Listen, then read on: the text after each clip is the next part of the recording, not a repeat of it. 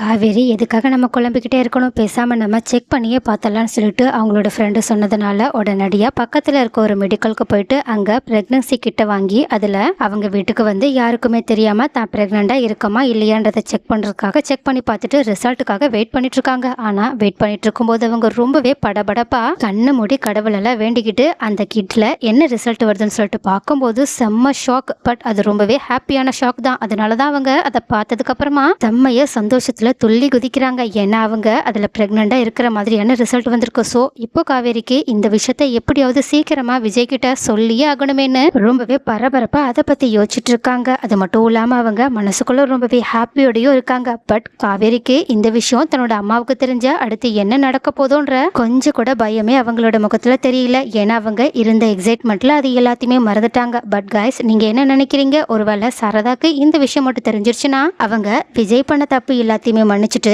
விஜய் கூட காவேரியை சேர்த்து வச்சிருவாங்களா? அப்படி இல்லைன்னா வேற ஏதாவது தப்பான முடிவை எடுத்து அவங்க காவேரியையும் விஜயையும் பிரிப்பாங்களா? அப்படியும் இல்லைன்னா தன்னோட பொண்ணே தனக்கு வேண்டான்னு சொல்லிட்டு ஒரு விபரீத முடிவு எடுப்பாங்களா? ஸோ சாரதா என்ன பண்ண போறாங்க? பட் அதெல்லாம் விடுங்க.